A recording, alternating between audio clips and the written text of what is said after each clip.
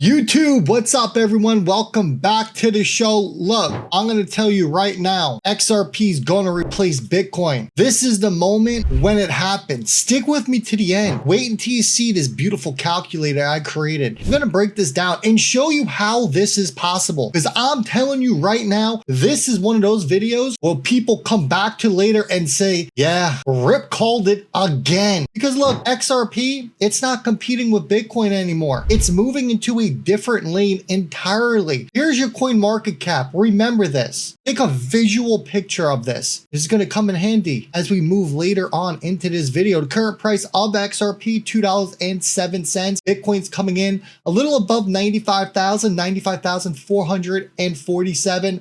And the total cryptocurrency market cap, we got $3.22 trillion in crypto. But let's start with this. Let's start with the adults that are in the room. BlackRock, they just purchased 319 million in Bitcoin and 149 million in Ethereum. And look, before anyone gets emotional, no, this isn't bullish vibes. BlackRock doesn't buy vibes, folks. They buy infrastructure. What does Ripple have that all the banks, governments, central banks, remittance companies, hedge funds, VCs want? Infrastructure. Bitcoin, it's digital gold. We all know that. It has succeeded as a store of value, but it has failed as a currency replacement.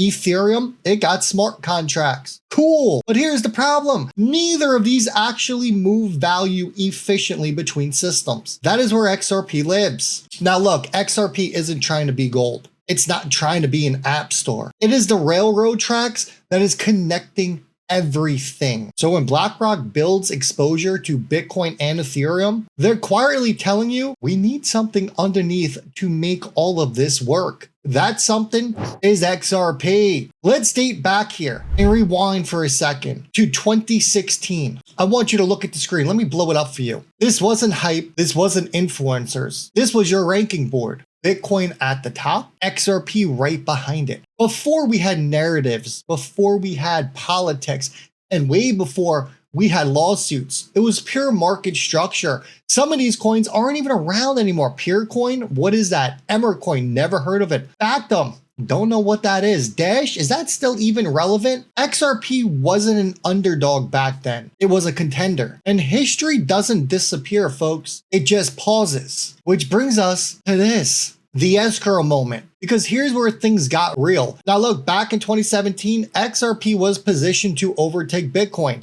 Your Bitcoin maxis, they'll tell you this isn't true, but data doesn't lie. And then what happened? Ripple's escrow announcement dropped. And then boom, suddenly regulatory pressure came, coordinated FUD, narratives everywhere. This wasn't random. This was an attempt to slow down real-world utility before it actually scaled. Years of legal warfare, years of noise. But here's the part that nobody talks about, because they didn't break XRP. Oh no, they definitely didn't break Ripple. What did they do? They bought themselves time. And now, well, time is up. And folks, if you haven't booked the strategy call, now's a great time. Pause the video. Make sure you hit that like button, subscribe. Click the link down below. Book a 30 or 60-minute session with me. These slots do fill up and they will come to an end once the bull market or the alt season kicks into gear, because that is when Rip will need to take care of himself. The best investment, folks, as you already know, is an investment in yourself. So let's get over to South Korea. Why South Korea? Because South Korea is where it all begins. Let this sink in for a second. South Korea, its population, 51 million. 51 million. At one point, 25% of the country used, held, or even traded XRP. Now that's not a trend. That is what we call cultural adoption. That's taxis accepting it. That's exchanges exploding with volume. That is XRP becoming normal. When one country adopts like that, guess what? It doesn't stay local. It ripples out. No pun intended. Liquidity follows usage, folks. It always has. And you know what follows that? Well, usage follows follows utility. This wasn't hype. This was a preview. And then what happened? CoinMarketCap at the time, it was run by a different group. They pulled the South Korean pricing on XRP. Why did they pull it? Because there was a price difference. South Korea was showing like 380, but the US exchanges were showing like 312. So when they pulled the South Korean pricing, it made it seem like the price of XRP dipped as it was on its way up to absolutely rip. I believe it would have blown past and out of the $4, $5, $6 range. But when they pulled it, it made it seem like XRP someone dumped it down about 30% at the time. So what happened? Retail started freaking out. They're like, it's over. The bull run's done. We need to cash out. You know how the story ends. Everyone cashed out. XRP's price went back all the way to like 20 something cents and it remained around 30. I remember like 33 cents for almost 3 years. You never thought it was going to move. But let's get into this little crypto market cap analysis. This is where it gets interesting. No predictions, no moon math. This is just straight up math. So your current market state, we see Bitcoin, just say the price is 97,000, a little less, but that's okay. Your supply's around 20 million Bitcoin and its market cap is sitting at what? 1920? That's wrong. Trillion. We're at trillions. We're almost at 2 trillion, I believe. Where's my market cap? Almost 2 trillion on it, okay? Is the market cap on it. We look at XRP, current price, 206. Supply is about 57. I think it's closer to 60 billion. That's all right. Market cap is sitting around XRP at 126 billion. So when we get down to this and we talk about the math and XRP overtaking Bitcoin, if everything was to remain the same as far as Bitcoin, and we have about figure 2 trillion in Bitcoin, we would need to get to a $33 XRP for it to jump above. Is a $33 XRP possible? 100%. But here's where I want to show you why this is flawed, because what do we know? Well, we know that when Bitcoin drops, capital rotates. So Bitcoin is not going to stay at 2 trillion and all your other money going to come in XRP. What you will see is the price of Bitcoin dropping from this $90,000 region. I believe we find a bottom somewhere between 50 and 60,000. We'll call it 55. We'll go right in the middle. At that point, Bitcoin's going to lose 831 billion off of its market cap. So figure it's at 2. We lose 831. We're about 1.2 trillion, right? Now, how much money do we think is going to rotate into XRP? 30% of money? That would give us a $6.40 XRP. And that is just, we're just talking here about the rotation. So money leaving Bitcoin and entering XRP. We're not talking about any of the new additional capital that comes in. But the point I'm trying to make here is when Bitcoin drops back down and it loses its $2 trillion market cap, it comes back down to say $1 trillion. Where does XRP need to be in order to overtake it? If we do the simple math here, around $15 to $20. $15 to $20 is very doable. At that point, what would happen? XRP would overtake Bitcoin. Now, how do we get there though? That's the main question.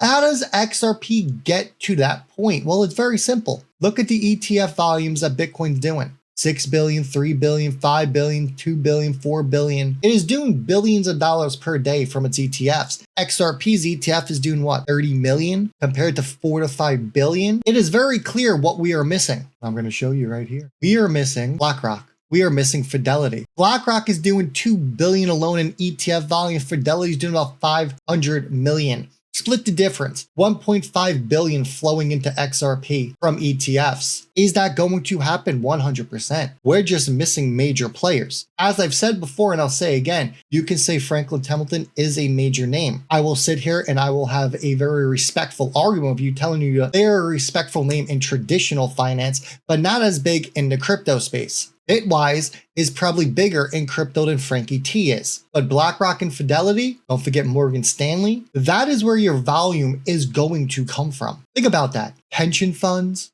long-term capital, institutional money, the institutional clients. This is how we get the money into XRP. And then what do the institutions do? They're going to look at it and they're going to tell the clients, look, we think Bitcoin has a real shot at doing maybe a 2x from here, 1 to 2x. But we believe XRP can do a 3 to 5x. Where do you think they're going to put their money? A vast majority, because they're not going to go 100% all in on something. They're going to put a vast majority of money, what's going to give them a bigger upside potential. It's not that hard to figure out, which moves us over to this, the Russell. Everyone talks about the Russell, but people really don't understand what it is or they miss it. What started as a small cap rally, this has now turned into a rotational blueprint. The Russell 2000 breaks out, your risk appetite returns. Capital, it starts to move outward here. Large caps first, then you get your mid caps, then you get your speculative assets.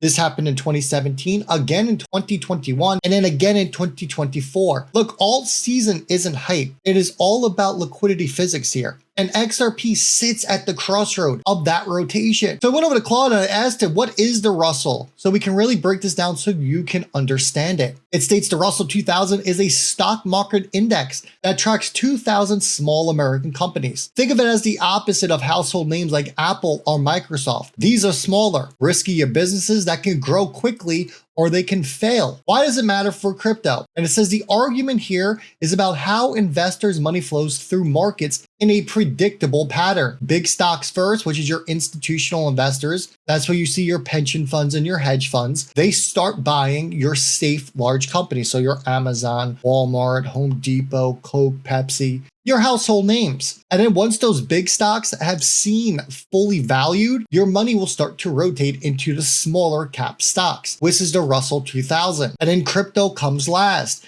So it says, when even small stocks feel expensive, investors chase the highest risk, highest reward plays, which includes cryptocurrencies. That pattern's being described. When the Russell breaks out, it shows investors are willing to take more risk. And historically, this risk appetite has preceded major crypto rallies in the States in 2017, 2020, and early 2024. It says the idea is that money cascades from safer to riskier assets like water flowing downhill. That is exactly what we are starting to see when we look at the Russell. You can see now getting a Q2 2025, it had its bottom and has been going on up ever since. That is your money starting to find its way into risk assets. And that is exactly where crypto sits. Look, Bitcoin, it's changed how people store value. XRP, it is changing how value is moved. Different jobs, different futures. And this right here is the moment the market starts to understand that. I hope you enjoyed it and I hope you're ready for the great flippening. Make sure you hit that thumbs up on your way out and I'll see all y'all on the next one.